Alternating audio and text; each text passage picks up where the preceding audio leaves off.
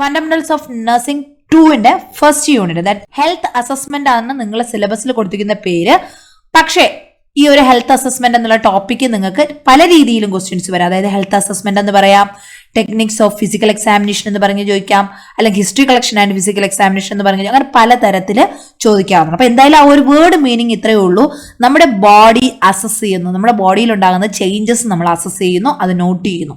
Actually as A nurse നമ്മുടെ ഹോസ്പിറ്റലിലായാലും എവിടെയായാലും നമ്മളൊരു OPD ആയാലും IPD ആയാലും ആസ് എ നേഴ്സും ആയിട്ട് വർക്ക് ചെയ്യുന്ന സമയത്ത് നമുക്കൊരു പേഷ്യന്റിനെ കിട്ടിക്കഴിഞ്ഞാൽ ഫസ്റ്റ് നമ്മുടെ റെസ്പോൺസിബിലിറ്റി എന്ന് പറയുന്ന അവരെ ഒബ്സർവ് ചെയ്യുക എന്നുള്ളതാണ്. എന്തൊക്കെ ക്ലിനിക്കൽ മാനിഫെസ്റ്റേഷൻസ് ആണ് പേഷ്യൻസിനുള്ളത്, അവരുടെ ഡീറ്റെയിൽസ് കളക്ട് ചെയ്യുക. ബയോഗ്രാഫിക് ഡേറ്റയിൽ തുടങ്ങി അവരുടെ ഹൈറ്റ്, വെയിറ്റ്, വൈറ്റൽ സയൻസ്, പിന്നെ പേഷ്യൻസിന്റെ ബ്ലീഡിങ്ങോ ബ്രീത്തിങ് ഡിഫിക്കൽട്ടിയോ എന്തെങ്കിലും ഡിഫോർമിറ്റീസോ ഇഞ്ചുറീസോ എന്തെങ്കിലും ഉണ്ടെങ്കിൽ അതെല്ലാം അസസ് ചെയ്ത് നോട്ട് ചെയ്യുക എന്നുള്ളതാണ് നമ്മുടെ നഴ്സിംഗ് ഡിപ്പാർട്ട്മെന്റ് ഫസ്റ്റ് ജോലി എന്ന് പറയാം. അപ്പൊ അത് തന്നെയാണ് ഇന്നത് ഈ ഒരു ഫസ്റ്റ് ചാപ്റ്ററിൽ നമ്മൾ ഡീറ്റെയിൽ ആയിട്ട് പഠിക്കുന്നത്.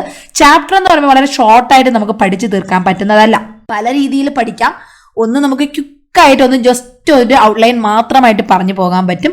മറ്റൊന്ന് വളരെ ഡീറ്റെയിൽ ആയിട്ട് ഈച്ച് ആൻഡ് എവറി സിസ്റ്റം നമുക്ക് എങ്ങനെയൊക്കെ അസസ് ചെയ്യണം, എന്തൊക്കെ അബ്നോർമാലിറ്റീസ് വരുന്നു എന്നുള്ളത് നോട്ട് ചെയ്ത് പഠിക്കുക എന്നുള്ളതാണ്. ആക്ച്വലി നിങ്ങൾക്ക് അറിയാം, കോഷ്യറിന്റെ ടെക്സ്റ്റ് ബുക്കാണ് നമ്മൾ ഫണ്ടമെന്റൽസ് ഓഫ് നഴ്സിംഗിനെ പഠിപ്പിക്കുന്നത്. If you refer Kozier and Erb's textbook very detail, വളരെ നന്നായിട്ട് ക്ലിയർ ആയിട്ട് ഓരോ കളർ ചേഞ്ചും ഓരോ മാർക്കിങ്സും എന്താണ് ഉദ്ദേശിക്കുന്നത്, ഏത് ഡിസീസിൽ കാണുന്നു, അതെങ്ങനെ അസസ് ചെയ്യാം എന്നുള്ള എല്ലാ കാര്യങ്ങളും ഡീറ്റെയിൽ ആയിട്ട് കൊടുത്തിട്ടുണ്ട് ടെക്സ്റ്റ് ബുക്കിൽ. സോ ബെറ്റർ, എൻ്റെ ഒരു നല്ലൊരു സജഷനാണ്, കഴിയുമെങ്കിൽ നിങ്ങൾക്ക് സമയം കിട്ടുമ്പോഴൊക്കെ നിങ്ങൾ എന്ത് ചെയ്യുക, ആ ഒരു ടെക്സ്റ്റ് ബുക്ക് എടുത്തിട്ട് ഹെൽത്ത് അസസ്മെന്റ് വായിക്കുക. എന്തിനാണ് അത്രയും ഡീറ്റെയിൽ ആയിട്ട് പഠിക്കേണ്ട ആവശ്യകത എന്ന് പറഞ്ഞാൽ, നിങ്ങൾ ഈ വർഷം മുതൽ നമ്മുടെ 4th ഇയർ നഴ്സിംഗ് കഴിയുന്നത് വരെ, അല്ലെങ്കിൽ അത് കഴിഞ്ഞാൽ ആസ് എ നേഴ്സായിട്ട് നിങ്ങൾ വർക്ക് ചെയ്യുമ്പോൾ എല്ലാ സാഹചര്യത്തിലും നിങ്ങൾ പേഷ്യൻസിന്റെ ഈ ഹെൽത്ത് അസസ്മെന്റ് ചെയ്യണം. നിങ്ങൾക്ക് കേസ് സ്റ്റഡി കെയർ പ്ലാൻസ് എഴുതണം. ഓരോ വർഷവും നിങ്ങൾക്ക് അസസ്മെന്റ് ഫയൽ ഉണ്ടാവും, കേസ് സ്റ്റഡിയും കെയർ പ്ലാൻസ് എഴുതാൻ വേണ്ടി. അതിനകത്ത് നിങ്ങൾ പേഷ്യൻസിന്റെ ഓരോ കണ്ടീഷൻസ് അസസ് ചെയ്ത് നിങ്ങൾ അതിനകത്ത് past history, family history, medical history, objective history, obstetrics history, gynaec history എന്ന് പറഞ്ഞ് എല്ലാം എഴുതണം. അത് കഴിഞ്ഞിട്ട് ഓരോ പാർട്സ്, ജനറൽ അപ്പിയറൻസ് പേഷ്യന്റ് എങ്ങനെയായിരുന്നു, അത് കഴിഞ്ഞിട്ട് ഗാസ്ട്രോ ഇൻറ്റെസ്റ്റൈനൽ ഫംഗ്ഷൻ എങ്ങനെയായിരുന്നു, റെസ്പിറേറ്ററി സിസ്റ്റം എങ്ങനെയായിരുന്നു, മസ്കുലർ സ്കെൽട്ടൻ എങ്ങനെയായിരുന്നു, കാർഡിയോവാസ്കുലർ സിസ്റ്റം എങ്ങനെയായിരുന്നു, ജെന്റൽ സിസ്റ്റം എങ്ങനെയായിരുന്നു, ഇതിങ്ങനെ ഓരോ സിസ്റ്റമായിട്ട് നിങ്ങൾ അസസ് ചെയ്ത് അതിനകത്ത് എഴുതണം കേസ് സ്റ്റഡി എഴുതുന്ന സമയത്ത്. അപ്പൊ അത് എഴുതണമെങ്കിൽ ഒരു കാര്യം ചെയ്യാം, വേറെ ആരെങ്കിലും എഴുതിയത് കോപ്പി ചെയ്യാം. അതല്ല, നമ്മൾ സ്വന്തമായിട്ട് എഴുതണമെങ്കിൽ നമ്മൾ എന്ത് ചെയ്യണം, ഈ ഒരു ഹെൽത്ത് അസസ്മെന്റ് നല്ല ഡീറ്റെയിൽ ആയിട്ട് പഠിച്ചിരിക്കണം. ഓക്കെ, നമുക്കിവിടെ ആവശ്യം പോലെ സമയമുണ്ട്.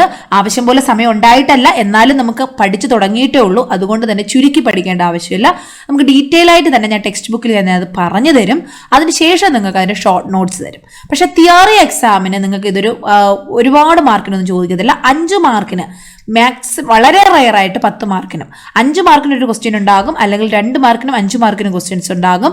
പിന്നെ കൂടിപ്പോയാൽ ചിലപ്പോൾ വളരെ റയറായിട്ട് ഒരു 10 മാർക്കിൻ്റെ എസ്, ചിലപ്പോൾ 10 അല്ല 15 മാർക്കിൻ്റെ, ചിലപ്പോൾ വളരെ റയറായിട്ടൊരു ക്വസ്റ്റ്യനും കൂടെ ഉണ്ടാകാൻ ചാൻസ് ഉണ്ട്. പക്ഷെ അത് ഒരുപാട് തവണയൊന്നും അങ്ങനെ 15 മാർക്സിന് ഹെൽത്ത് അസസ്മെന്റിന് ക്വസ്റ്റ്യൻ ഉണ്ടായിട്ടില്ല.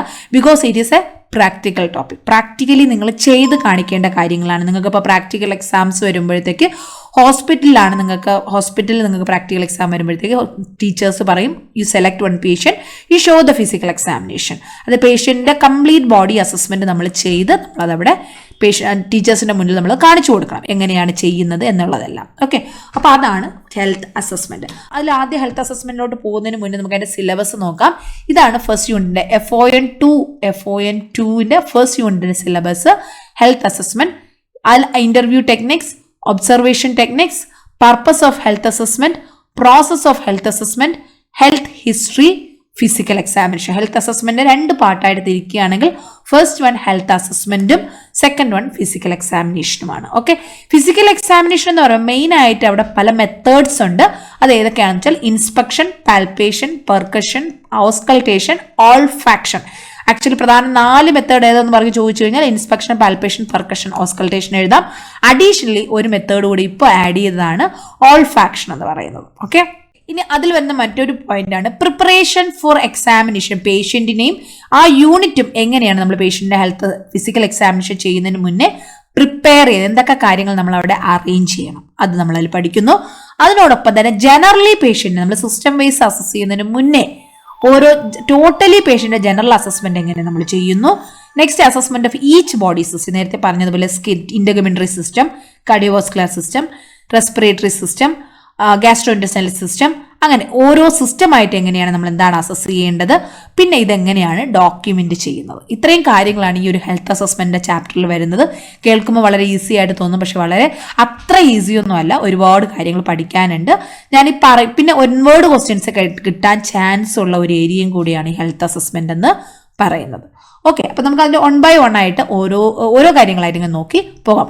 ഓൾറെഡി നിങ്ങൾക്കറിയാം ഹെൽത്ത് അസസ്മെന്റ് എന്താ ചെയ്യുന്നതെന്ന് അറിയുന്നതിന് മുന്നേ ഹെൽത്ത് എന്താണെന്ന് അറിയണം. ഹെൽത്ത് ഓൾറെഡി നമ്മൾ ഫസ്റ്റ് ചാപ്റ്ററിൽ FON 1 ഫസ്റ്റ് ചാപ്റ്ററിൽ നമ്മൾ ഡീറ്റെയിൽ ആയിട്ട് പഠിച്ചിരുന്നു. What is mean by health as per WHO, complete state of physical, mental, social wellbeing, not merely absence of any disease or infirmity. എല്ലാവർക്കും അറിയാമെന്ന് വിചാരിക്കുന്നു. കഴിഞ്ഞ 4 ക്ലാസ്സുകൾ കണ്ടു പഠിച്ചവരാണെങ്കിൽ നിങ്ങൾക്ക് ഇതെല്ലാം നന്നായിട്ട് അറിയാം. ഹെൽത്ത് എന്താണ്, അതിൻ്റെ ഡിറ്റർമിനൻസ് എന്താണ്, ഡയമെൻഷൻസ് എന്താണ്, ഫാക്ടേഴ്സ് ഇൻഫ്ലുവൻസിങ് എന്താണ്, ഇൽനെസ് എന്താണ്, അവയുടെ റിസ്ക് ഫാക്ടേഴ്സും എന്തൊക്കെയാണ്, പിന്നെ അതെങ്ങനെയാണ് ഫാമിലിയെയും പേഷ്യന്റിനെയും ഇമ്പാക്ട് ചെയ്യുന്നത്, ടൈപ്സ് ഓഫ് ഇൽനെസ്സസ് എന്തൊക്കെയാണ്, ഇതെല്ലാം നിങ്ങൾ പഠിച്ചിട്ടുണ്ടാകും. അപ്പോൾ നമുക്ക് അതുകൊണ്ട് ഹെൽത്ത് എന്താണെന്ന് അറിയാമെന്ന് വിചാരിക്കുന്നു. ഓക്കെ, അപ്പോൾ സ്ട്രീം ആണെങ്കിൽ നമുക്കിവിടെ സിമ്പൽ ഉണ്ട്, അതല്ല എങ്കിൽ ഇങ്ങനെ കൊടുക്കുന്നു. ആൻഡ് ഹെൽത്തി ആൻഡ് ലിവിങ് ആണെങ്കിൽ H&L എന്ന് കൊടുക്കുന്നു. ഡെത്ത് ആണെങ്കിൽ നമ്മൾ ആ ഒരു ഏതാണോ ഒരു റെക്റ്റാങ്കിൾ ആണ് റെക്റ്റാങ്കിൾ, റൗണ്ട് ആണ് റൗണ്ട്, അതിനെ കട്ട് ചെയ്ത് ഇങ്ങനെ ഇടുന്നു. ഓക്കെ, ഇതുപോലുള്ള സിംറ്റംസ് ഉപയോഗിച്ചിട്ടാണ് നമ്മൾ ഫാമിലി ട്രീ നമ്മൾ വരയ്ക്കുന്നത്. Okay, next life style or high risk behaviour ഞാൻ നേരത്തെ പറഞ്ഞിരുന്നു. സ്മോക്കിംഗ്, ആൽക്കഹോളിസം, സബ്സ്റ്റൻസ് അബ്യൂസ്, ഇതിലേതെങ്കിലും ഉണ്ടെങ്കിൽ അത് എത്ര സമയം, എത്ര കാലം, എന്തൊക്കെയാണ് ഇതിൻ്റെ ഫാക്റ്റുകൾ എന്നുള്ളതെല്ലാം കളക്ട് ചെയ്യുന്നു. Next food habits, likes, dislikes, patient എന്തൊക്കെ ഇഷ്ടമാണ്, എന്തൊക്കെ ഇഷ്ടമല്ല, sleeping pattern, exercise, health care facilities available, ഇതെല്ലാ ഡീറ്റെയിൽസ് നമ്മൾ കളക്ട് ചെയ്യുന്നത് lifestyle or high risk behaviour. Next obstetrical history, already I explained you അല്ലെ, എന്തൊക്കെ കാര്യങ്ങളാണ് menstrual history, pregnancy, labour, lactation, complications, children alive or dead, abortion, menstrual history, അതെല്ലാം നമ്മൾ ചോദിക്കുന്നു. Okay, അപ്പോൾ ഇത്രയുമാണ് ഹിസ്റ്ററി കളക്ഷൻ. അപ്പോൾ നമ്മൾ ഇന്നത്തെ ക്ലാസ്സിൽ നമ്മളിവിടെ ഹിസ്റ്ററി കളക്ഷൻ വരെയാണ് എത്തിയിട്ടുള്ളത്. ഇനി നമ്മൾ അടുത്ത് പോകുന്നതാണ് physical examination. So next main part, ഇത് മെയിൻ അല്ല എന്നല്ല ഞാൻ പറഞ്ഞത്, ഇതും വളരെ ഇമ്പോർട്ടൻ്റ് ആണ്. പക്ഷേ ഇത്തിരി കൂടി ഡീറ്റെയിൽ ആയിട്ട് പഠിക്കാനുള്ള പാട്ടെന്ന് പറയുന്നത് ഇത്തിരി ടഫായിട്ടുള്ളത് physical examination. Each and every system we have to study. So we will go that physical examination we will study from the textbook. Then I will give short notes also. Okay, അപ്പോൾ എല്ലാവരും നന്നായിട്ട് പഠിക്കുക, ഇത്രയും നന്നായിട്ട് മനസ്സിലാക്കി വെക്കുക. നിങ്ങൾക്ക് case study ഒക്കെ എഴുതുന്ന സമയത്ത് വളരെയധികം യൂസ്ഫുൾ ആകും. ഈ ഒരു ചാപ്റ്റർ കംപ്ലീറ്റ് ആയിട്ട് തീരുമ്പോൾ ഞാൻ ഇതിൻ്റെ കംപ്ലീറ്റ് നോട്ടും പിന്നെ അതിൻ്റെ ക്വസ്റ്റ്യൻസ് നിങ്ങൾക്ക് ഷെയർ ചെയ്യുന്നതായിരിക്കും. അതാകുമ്പോൾ കുറച്ചുകൂടി നിങ്ങൾക്കൊരു ഐഡിയ നിങ്ങൾക്ക് കിട്ടുകയും ചെയ്യും. ഓക്കെ, അപ്പോൾ എല്ലാവരും നന്നായിട്ട് പഠിക്കുക. അടുത്ത ക്ലാസ്സിൽ നമുക്ക് ബാക്കി പഠിക്കാം.